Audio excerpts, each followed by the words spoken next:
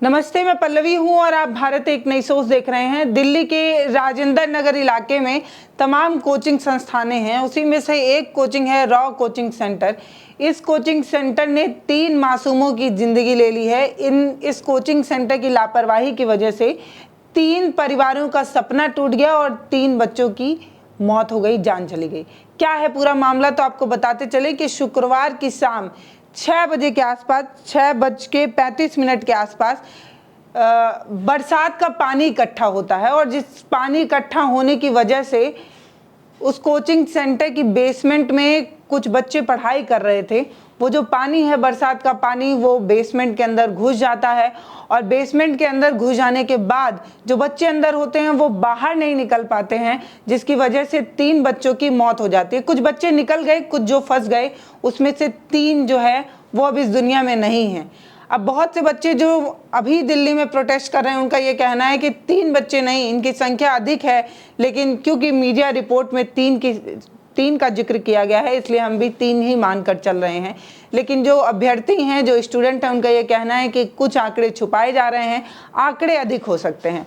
अब मैं आपको बताते चलती हूँ कि आखिर वो जो बच्चे जो बेसमेंट में फंस गए थे, वो किन वजहों से फंस गए थे और बरसात का पानी वहाँ पर क्यों लगा।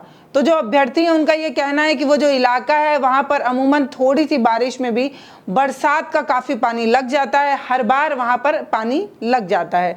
इस तरीके की बात अभ्यर्थी बता रहे हैं।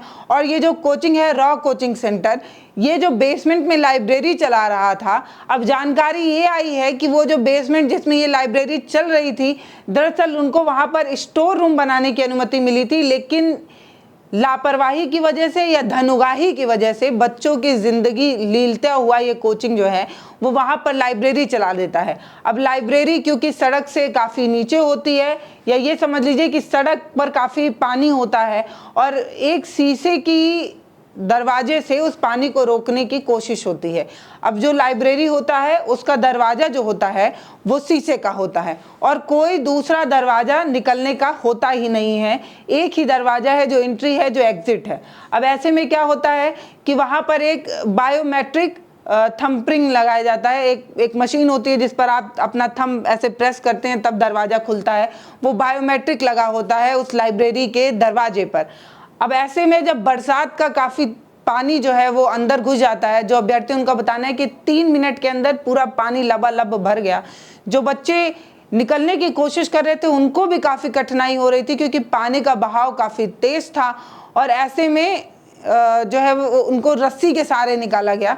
अब ये बताया जा रहा है कि जो थंब प्रेस वाली जो मशीन थी, पानी के बहाव की वजह से, पानी आने की वजह से मशीन जो है वो ख़राब हो जाती है, मशीन काम नहीं करती है।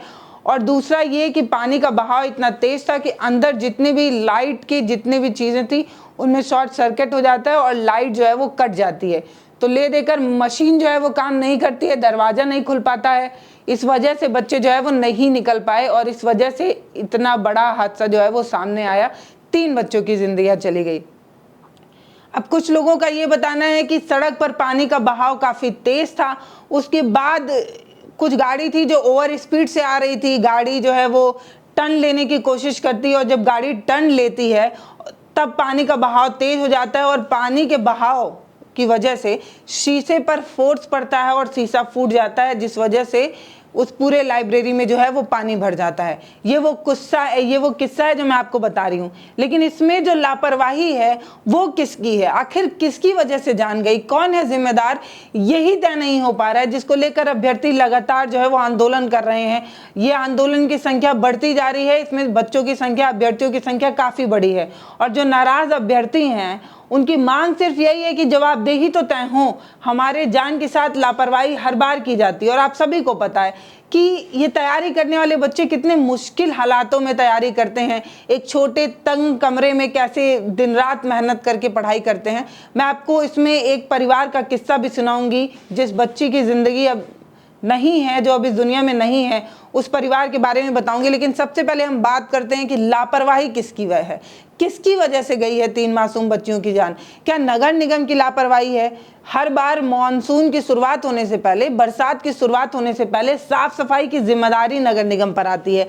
अगर नालियों की सफाई ठीक तरीके से की गई होती, अगर नाली साफ होता तो शायद जल इकट्ठा ही नहीं होता, जल बह जाता, फ्लो में बह जाता और जो है जिंदगियां बच सकती थी, पानी इकट्ठा नहीं होता। तो नगर निगम की लापरवाही है कि उसने साफ सफाई ठीक तरीके से नहीं की, कि जल भराव हो गया।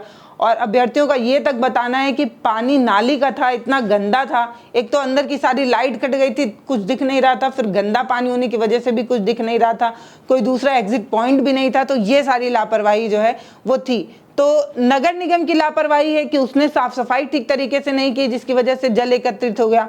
या जिम्मेदारी जो है वो कोचिंग की थी, जो रॉ कोचिंग है उसने कुछ चंद पैसे कमाने के लिए तमाम बच्चों की ज़िंदगी जो है वो दाव पर लगाकर कुछ चंद पैसा इकट्ठा करने के लिए ये सब कुछ किया है। क्योंकि ये जो कोचिंग थी, रॉ कोचिंग, ये काफ़ी महंगी फीस लेता है, लेकिन बच्चों को सुविधाओं के नाम पर कुछ भी नहीं देता है। अब आप सोचिए, एक लाइब्रेरी चल रही है, लाइब्रेरी में ना तो कोई एग्जिट पॉइंट बनाया गया है, ना तो कोई इमरजेंसी गेट बनाया गया है, ना तो किसी तरीके की कोई मूलभूत सुविधाओं के बारे में ध्यान दिया गया है।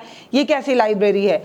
अब सवाल यही है कि जिस जगह को स्टोर रूम बनाने के लिए लाइब्रेरी को आवंटित किया गया था, बताया गया था, नियम के अनुसार वो स्टोर रूम था, लेकिन जो उसको लाइब्रेरी बनाकर जो कोचिंग संस्थान जो है वो कुछ लाभ कमाने की कोशिश कर रहा था। तो आपको क्या लगता है, नगर निगम जिम्मेदार है, कोचिंग वाले जिम्मेदार हैं, या जिम्मेदार है म्यूनिसिपैलिटी, जिसकी ये जिम्मेदारी है कि वो देखे कि उसके आसपास के इलाके में किस तरीके से कोचिंग संस्थाएं चल रही हैं, उसमें किस तरीके की लापरवाही हो रही है। उनकी आंखों पर बंधी पट्टी की वजह से ये सब कुछ हुआ है। अगर वो समय रहते ये देखते, खाली म्यूनिसिपैलिटी का काम ये नहीं होता कि सड़क किनारे आसपास जो ठेला लगा हुआ है उसको डंडा मारकर भगाकर जो है वो रोड ठीक किया जाए, इन सब चीज की भी जिम्मेदारी उन्हीं की होती है। तो आपको क्या लगता है, एमसीडी की जिम्मेदारी है, एमसीडी की वजह से ये सब कुछ हुआ है?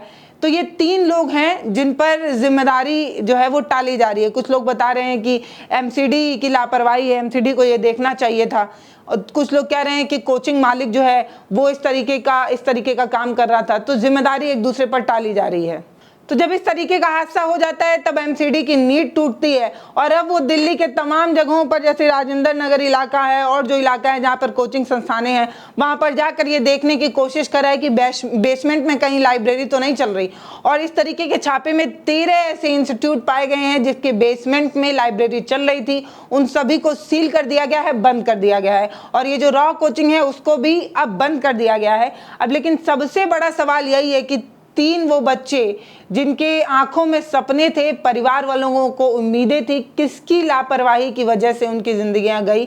सवाल यही है। और ऐसा पहली बार नहीं हुआ है, दिल्ली में ऐसी घटनाएं बार बार होती हैं। अभी कुछ दिन पहले ही एक बच्चे की जिंदगी सिर्फ इसलिए चली गई क्योंकि सड़क पर पानी भरा हुआ था और जो गेट था वो लोहे का था, लोहे पर जो है वो करंट उतर आया था, और वो जो स्टूडेंट था वो अपने लाइब्रेरी की तरफ बढ़ रहा था, और बढ़ते वक्त उसका हाथ जो है वो गेट पर टच होता और जिंदगी चली जाती। जिम्मेदारी किसकी है भाई? मतलब सड़क पर पानी भरा हुआ है, बिजली का फ्लो गेट तक आ जा रहा है और बच्चे की जिंदगी चली जा रही है। मतलब हैरानी होती है।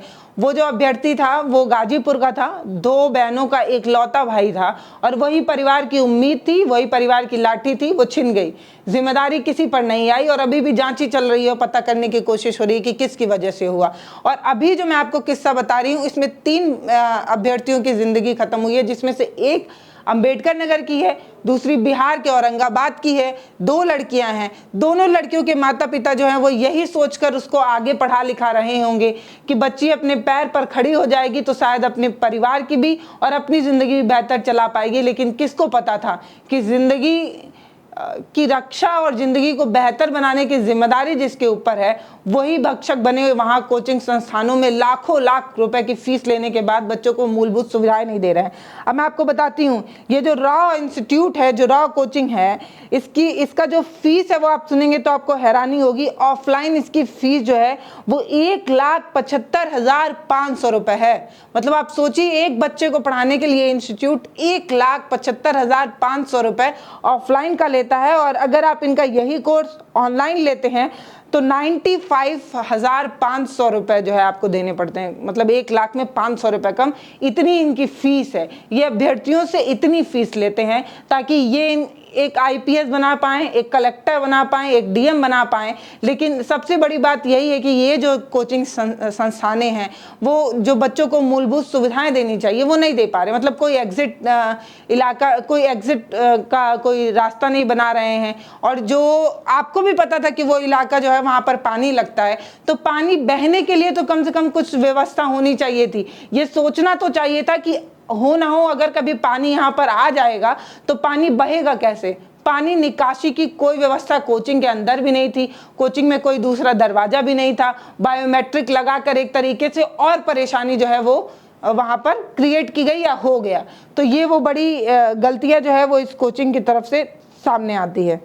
अब कहानी श्रेया की। श्रेया यादव जो है वो अंबेडकर नगर की रहने वाली हैं। इनके पिता मूलतः किसान हैं और उससे जब आमदनी नहीं चल पाती है, परिवार को चलाने में दिक्कत होती है, तो पशुपालन भी कर लेते हैं। यानी कि खेती किसानी और गाय भैंस को पाल कर उनका दूध बेचकर ये जो है वो अपना परिवार चलाते हैं। इनकी जो माँ हैं वो मूलतः हाउसवाइफ हैं, गृहिणी हैं, उनकी कोई आमदनी का सोर्स नहीं।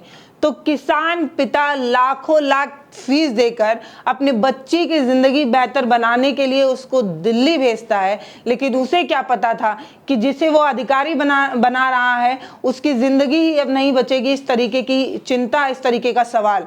अब बच्चे जो है वो लगातार आंदोलन कर रहे हैं। उनका ये कहना है कि मुआवजा जो है वो दिया जाए परिवार वालों को और परिवार में किसी एक को सरकारी नौकरी दी जाए, क्योंकि प्री निकल चुका था, मेंस बाकी था। तो हो सकता है ये पेपर में बैठी होती और ये मेंस भी निकाल लेती, और निकाल भी सकती थी इसलिए क्योंकि रात 6 साढ़े 6 बजे के आसपास वो जो लड़की है वो कोचिंग के लाइब्रेरी में बैठकर पढ़ रही थी और पढ़ते वक्त उसका जो है वो इस तरीके की घटना होती है और उसकी जीवन लीला समाप्त हो जाती है। तो सबसे बड़ा सवाल यही है कि जिम्मेदार कौन है, ये तय हो और उन पर कठोर कार्रवाई हो। तो बाकी श्रेया यादव अम्बेडकर नगर से, तान्या सोनी औरंगाबाद से, ये 2 बिटिया जो देश के लिए और अपने परिवार के लिए सपने बुन रही थी, कुछ बेहतर करना चाहती थी, भ्रष्टाचार को मिटाकर देश को और बेहतर बनाना चाहती थी, उज्जवल देश बनाना चाहती थी, उज्जवल भविष्य बनाना चाहती थी। लेकिन इनको क्या पता था कि खुद ही भ्रष्टाचार के भेंट चढ़ जाएंगी, खुद ही लालच के भेंट चढ़ जाएंगी।